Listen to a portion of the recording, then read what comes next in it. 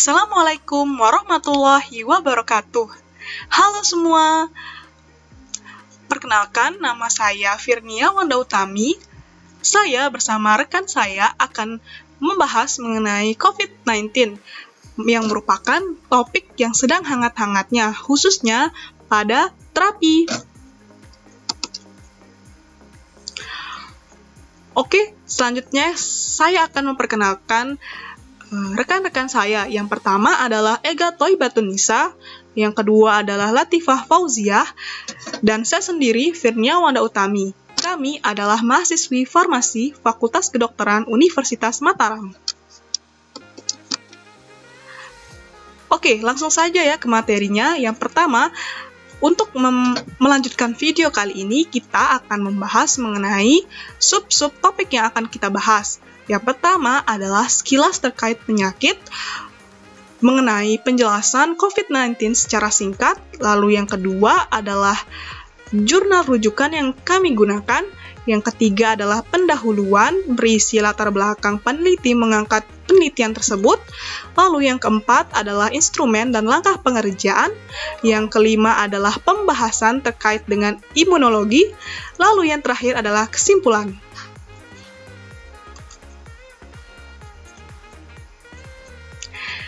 Yang pertama, kita masuk dalam materi atau subtopik sekilas terkait penyakit. Kita masuk dalam struktur virus corona. Kita tahu bahwa virus corona atau COVID-19 memiliki kemiripan hampir 85% pada virus SARS-CoV.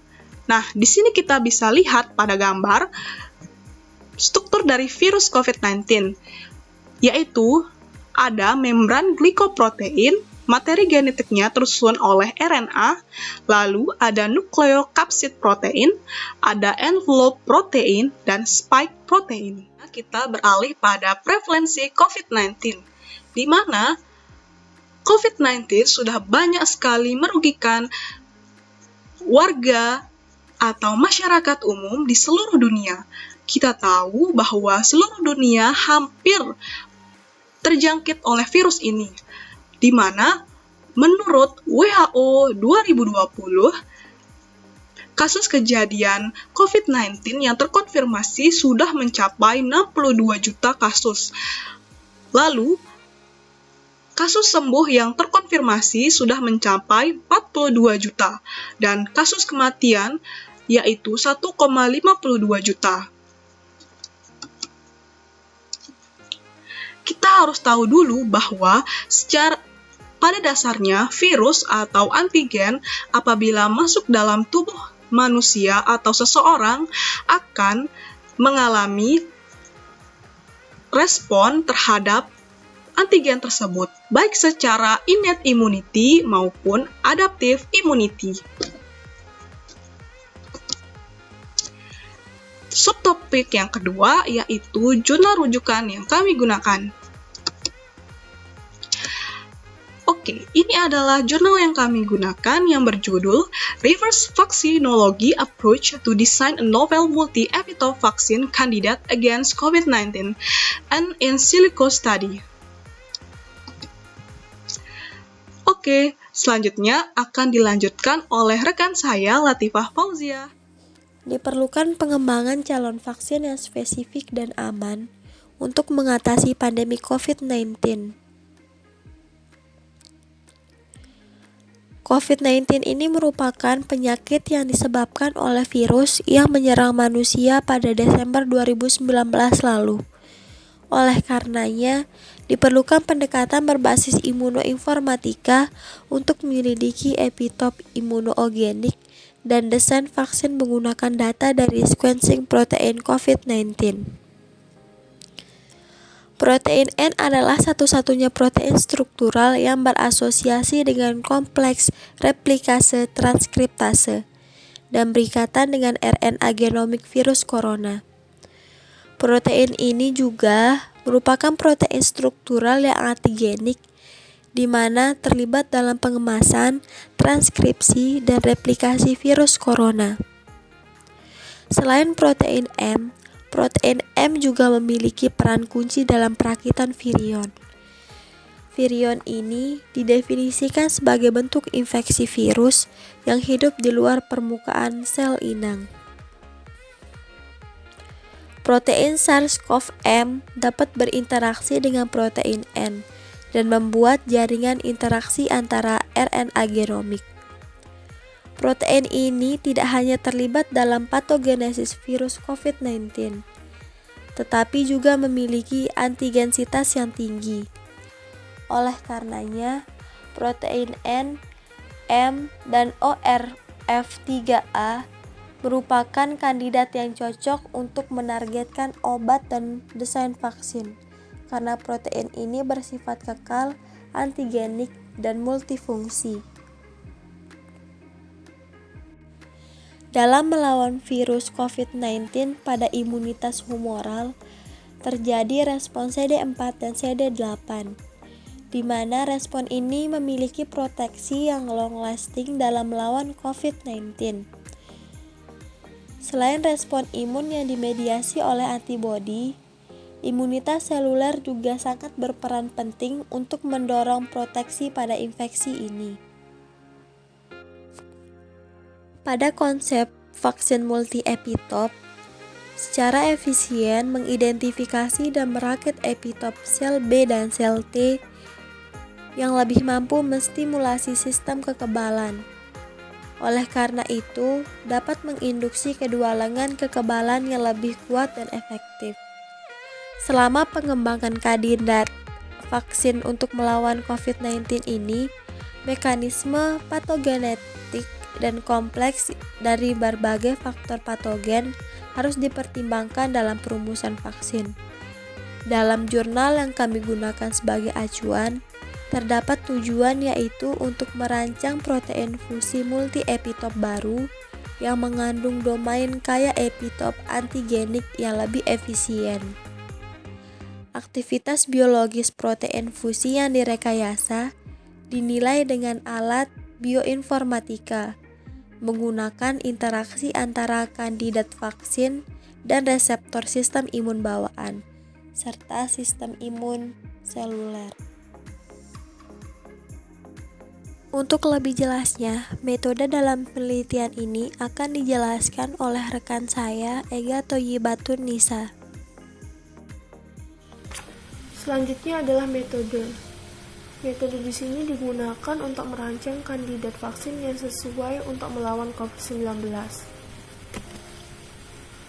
Berikut merupakan langkah-langkahnya. Yang pertama, dilakukan identifikasi target virus, kemudian dilakukan pengambilan sekuens protein, kemudian evaluasi antigenik.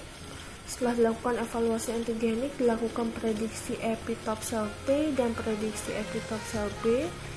Kemudian dilakukan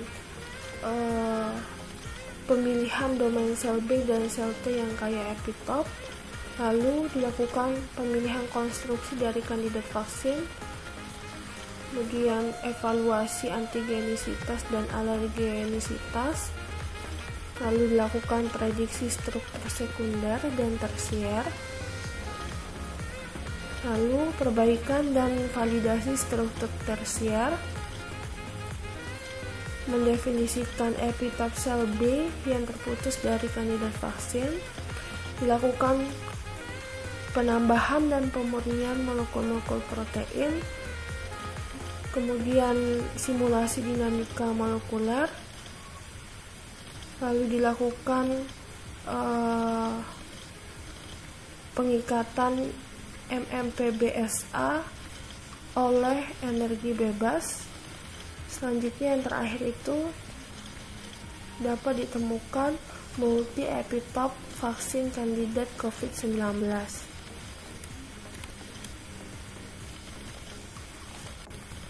Dari beberapa tahap metode yang sudah dipaparkan tadi, di sini saya akan menjelaskan lebih rinci terkait tahapan-tahapan yang sudah dipaparkan. Yang pertama, pengambilan urutan protein, di mana yang pertama dilakukan pengambilan urutan asam amino protein yang diambil dari National Center of Biotechnology Information atau NCBI dalam format FASTA dan dilakukan untuk analisis ke tahap yang lebih lanjut. Tahap yang kedua dilakukan pemilihan protein antigenik, di mana awalnya di sini terdapat 6 protein virus COVID yang memiliki peran penting dalam virulensi dan replikasi virus. Selanjutnya, setelah dilakukan analisis antigenik, didapatkan 3 protein, yaitu protein N, protein ORF3A, dan protein M. Nah, protein-protein ini digunakan untuk analisis tahap akhirnya nanti. Kemudian tahap ketiga, prediksi epitope sel T, yaitu HLA kelas 1 dan kelas 2, di mana server screening berbasis urutan rangkap 1D digunakan untuk mendefinisikan epitope sel T. Nah, server ini memprediksikan pengikatan peptida ke molekul MHC dari urutan protein menggunakan matriks penelitian khusus posisi. Selanjutnya adalah langkah keempat, identifikasi epitope sel B. Untuk prediksi epitope sel B, urutan asam amino dianalisis menggunakan server BPPRED, Colaskar, dan Tongaonkar antigenicity. BPPRED digunakan untuk prediksi epitope linear menggunakan model Markov. Untuk langkah kelima, pemilihan domain kaya epitope. Berdasarkan hasil prediksi dari server yang digunakan, epitope sel B dan epitope HLA kelas 1 dan kelas 2 yang memiliki skor tertinggi diekstraksi dan digabungkan untuk menghasilkan protein multi-epitope. Sel B dan domain kaya epitope sel T, protein N, ORF3A, dan protein M dipilih dan digabungkan satu sama lainnya dengan penaut AAA. Selanjutnya, langkah ke-6, evaluasi antigenisitas dan alergenisitas. Antigenisitas protein rekombinan yang dirancang diprediksi menggunakan server Vakigen V2.0, di mana server Vakigen ini digunakan untuk mengklasifikasi antigen berdasarkan transformasi auto cross covariance atau ACC dari urutan protein menjadi vektor yang seragam. Prediksi alergenisitas kandidat vaksin sangat penting, di mana alergenisitas ini dirancang dan dihitung oleh Allertop, di mana metode Allertop memprediksikan alergenisitas protein rekombinan pada auto cross covariance atau ACC yang menggambarkan hidrofobisitas residu, ukuran, kelimpahan, dan kecenderungan pembentukan heliks. Selanjutnya adalah langkah ke-7, parameter fisikokimia. Parameter yang dianalisis terdiri dari berat molekul, PI teoritis, komposisi asam amino, komposisi atom, koefisien kepunahan, perkiraan waktu paruh, indeks ketidakstabilan, indeks alifatik, dan rata-rata hidropatisitas yang dievaluasi oleh server online. Selanjutnya, langkah ke-8, prediksi struktur sekunder dan tersier. GOR digunakan untuk prediksi struktur sekunder protein yang dirancang. Struktur tersier dibangun menggunakan web galaksi, di mana server ini mendeteksi protein yang serupa dan selaras dengan urutan target, kemudian membuat model dan memperbaiki model tersebut. Selanjutnya, pada langkah yang ke-9 yaitu perbaikan dan validasi struktur tersier, di mana model struktur tersebut disempurnakan oleh server Galaxy refine, di mana metode ini menunjukkan salah satu kinerja terbaik dalam meningkatkan kualitas struktur protein.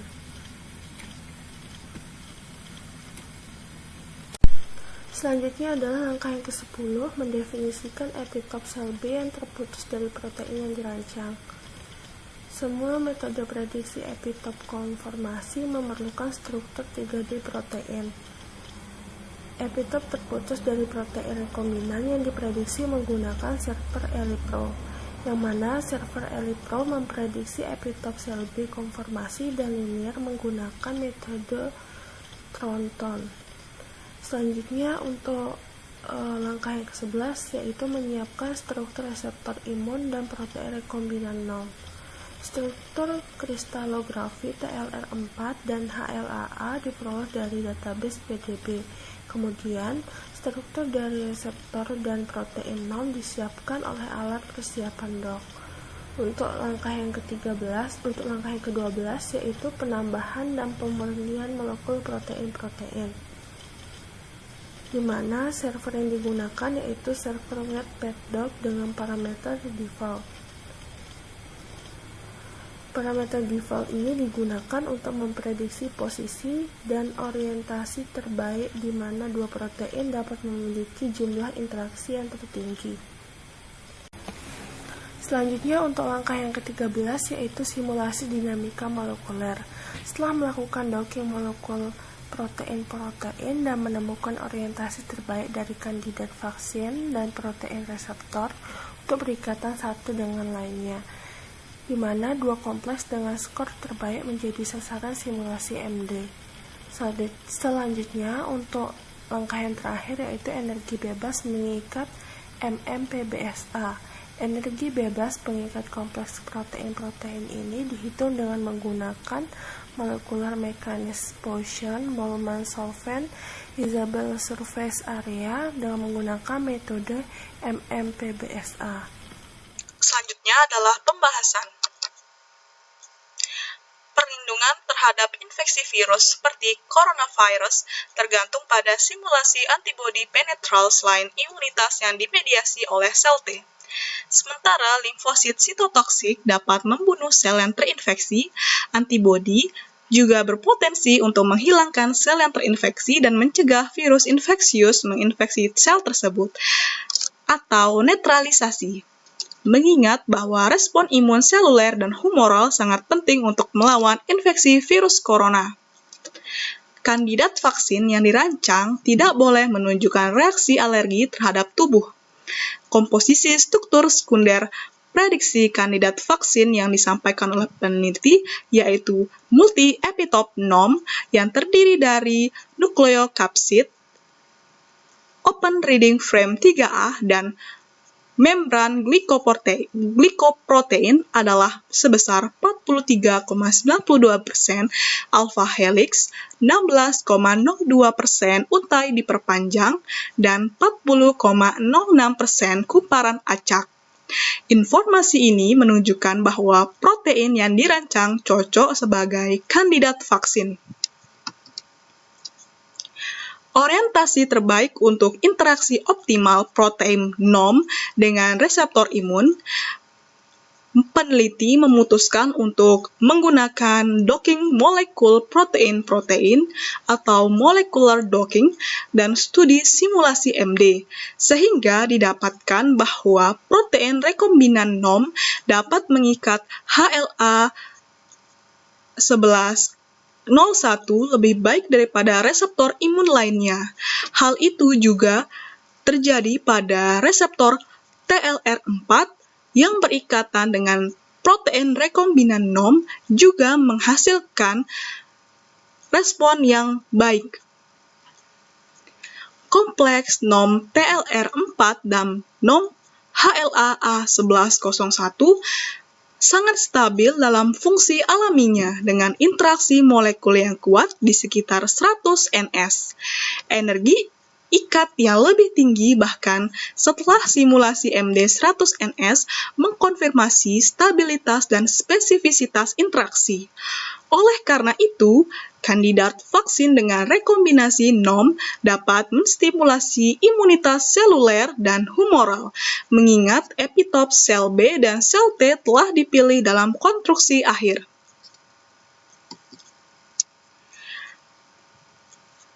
Baik, kita dapat lihat pada video kali ini gambar yang menunjukkan ilustrasi grafik dari kompleks monomer NOM rekombinan yang berwarna hijau dengan HLA 1101 protein dan TLR 4.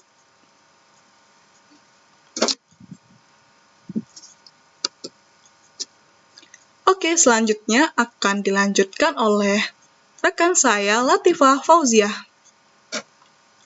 Berdasarkan penelitian yang telah dilakukan, maka dapat disimpulkan bahwa secara keseluruhan, menurut evaluasi fisikokimia serta analisis struktural dan imunologi, protein rekombinan NOM dapat dianggap sebagai kandidat vaksin yang memungkinkan untuk melawan COVID-19.